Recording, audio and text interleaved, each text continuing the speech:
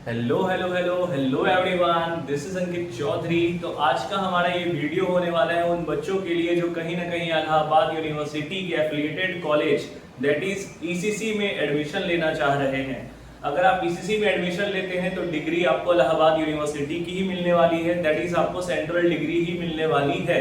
ठीक है, तो आज हम जिस कोर्स के ऊपर बात करने वाले हैं वो होने वाला है माइक्रोबायोलॉजी। ठीक है, तो आज हम बात करने वाले हैं डिटेल में माइक्रोबायोलॉजी कोर्स के बारे में, जहां पे आपको एक एक चीजें बताई जाएगी, एक एक चीजें हम लोग देखेंगे, डिस्कस करेंगे, जिसमें आपके इंक्लूड है seats, faculties, examination pattern, attendance, classes दोनों होती है, थ्योरी होती है, प्रैक्टिकल होती है, फीस स्ट्रक्चर क्या होने वाली है, और कहीं ना कहीं इसका माइक्रोबायोलॉजी का कैरियर स्कोप क्या है, कहीं ना कहीं हम उस पर भी बात करने वाले हैं। तो इलाहाबाद यूनिवर्सिटी के एफिलिएटेड कॉलेज ईसीसी का ये सारा प्रोसेस होने वाला है। तो सबसे पहले हम शुरू करते हैं इस वीडियो में सीट्स के ऊपर। अगर हम बात करते हैं तो आपकी जो माइक्रोबायोलॉजी की सीट हमारे Ewing Christian College that is ECC में है, वो कहीं ना कहीं 60 सीट्स होने वाली है। दैट इज आपको यहाँ पे 60 सीट्स मिलती है। ईसीसी में माइक्रोबायोलॉजी के लिए 60 सीटें हैं। उसके बाद अगर हम फैकल्टीज की बात करते हैं तो फैकल्टी आपकी बहुत ही ज्यादा सपोर्टिव है।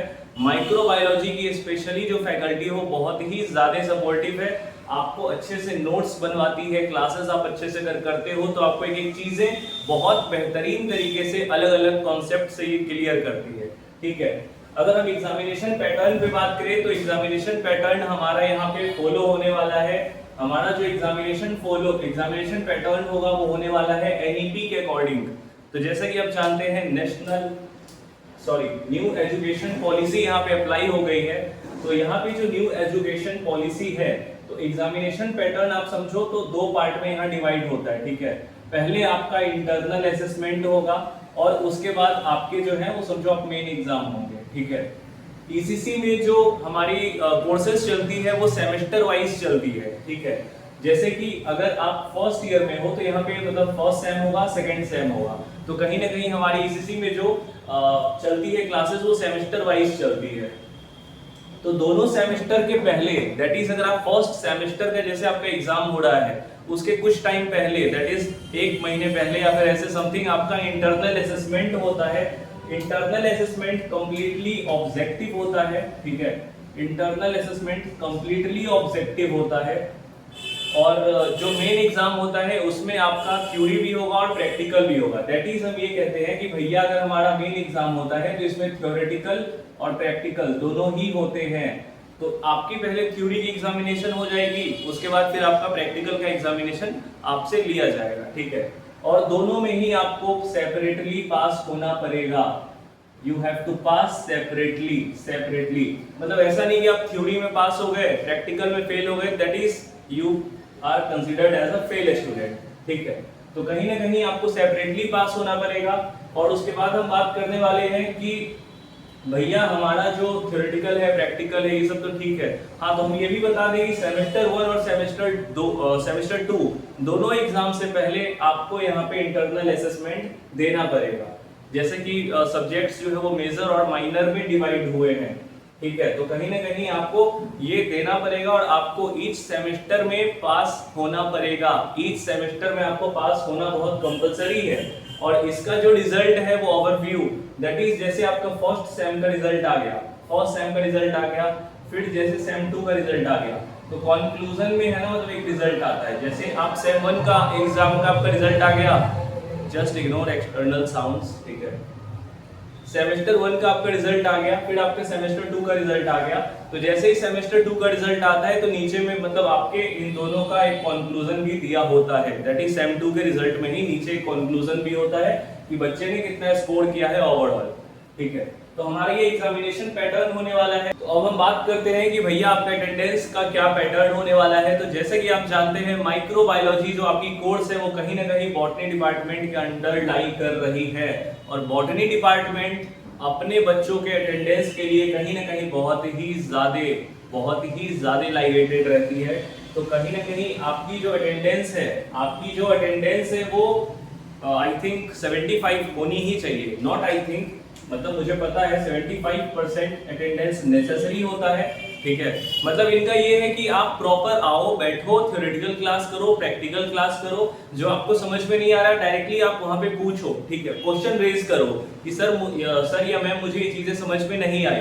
तो कहीं ना कहीं अटेंडेंस यहाँ पे नेसेसरी होने वाला है। उसके बाद हम बात करने वाले हैं कि भैया यहाँ पे क्लासेस का क्या सीन है। क्लास का यहाँ पे बहुत ही अच्छा सीन है, दैट इज यहाँ कहने का ये मतलब है यहाँ पे थ्योरेटिकल क्लासेस अलग चलती है, प्रैक्टिकल क्लासेस अलग चलती है। That is it properly visible to you all? Yes. Theoretical and practical classes आपकी बहुत बेहतरीन तरीके से चलने वाली है। दैट इज हम ये कह रहे हैं भैया कि आपकी क्लासेस जो है वीक में 5 डेज चलती है, 5 डेज चलती है। That is from Monday to Friday, ठीक है, मंडे टू फ्राइडे। और कहीं ना कहीं आपके माइंड में ये होगा ना कि भैया जैसे हम एडमिशन लिए सितंबर अक्टूबर में, तो कहीं ना कहीं उस हिसाब से अगर देखा जाए तो अक्टूबर, नवंबर, दिसंबर, जनवरी, फरवरी, मार्च, अप्रैल, हमारा एग्जाम तो अप्रैल में होगा। नहीं, ऐसा कुछ नहीं है, ठीक है। आपका एग्जामिनेशन जस्ट 2 महीने बाद होगा। 6 महीने का सेमेस्टर होता जरूर है, बट यहाँ पे ये चीजें अप्लाई नहीं होती है। तो अभी जैसे आप एडमिशन लेते हो सितंबर अक्टूबर में आपकी चीजें लगभग हो जाएगी।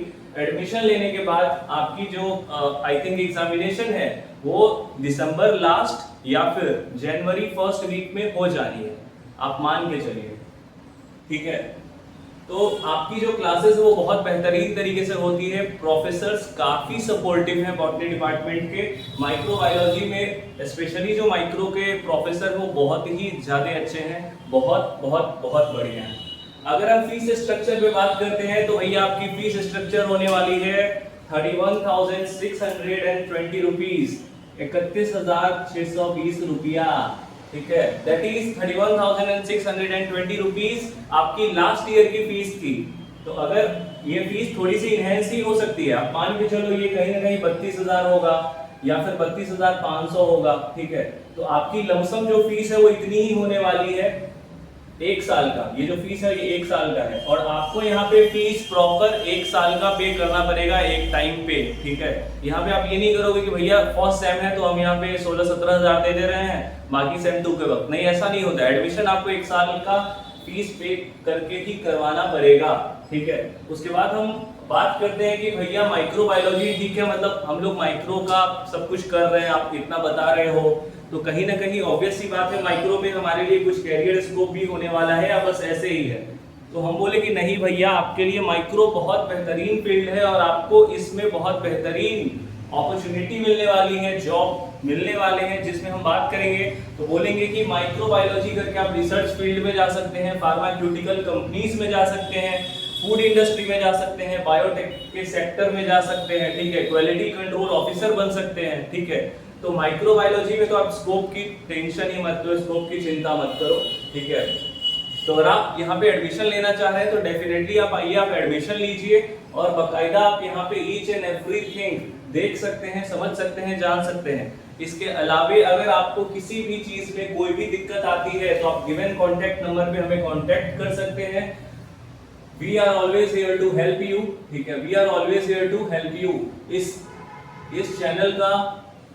इस चैनल का जो एक व्हाट्सएप लिंक है, मतलब आपको अगर कोई भी नोट्स चाहिए, डीपीपीस चाहिए, या फिर और भी जो चीजें हैं, या फिर अगर आपको इन्फॉर्मेशन चाहिए तो आप हमारे व्हाट्सएप ग्रुप पे ऐड हो सकते हैं, जिसका लिंक आपको डिस्क्रिप्शन में मिल जाएगा, ठीक है। तो ये ओवरऑल होने वाला है आपके लिए, तो आप डेफिनेटली ये सारे इन्फॉर्मेशन आपके लिए आई थिंक बहुत ही ज्यादा यूजफुल होने वाले हैं। अभी बहुत बच्चों के माइंड में ये आएगा दैट इज कि भैया मतलब आप तो बीजेडसी से थे, ईसीसी से, तो कहीं ना कहीं आप माइक्रो के बारे में इतना इनहेंस करके कैसे बता सकते हो, लाइक माइक्रो को आप इतना अच्छा बता रहे हो, कहीं ना कहीं आपको नॉलेज है या नहीं। तो देखो, नॉलेज जिस डिपार्टमेंट में या फिर जिस कॉलेज में आप पढ़ रहे होते हो आपको हर एक चीज का नॉलेज होता है, ठीक है। अगर अभी आप ईसीसी में आओगे तो आप ये भी बता दोगे कि हाँ भैया आर्ट्स में क्लासेस चल रहे हैं कि नहीं चल रहे हैं। अगर आप बायोलॉजी ग्रुप के हैं फिर भी आप आर्ट्स की नॉलेज रख रहे हैं, तो कहीं ना कहीं बायोलॉजी ग्रुप के तो हम भी हैं।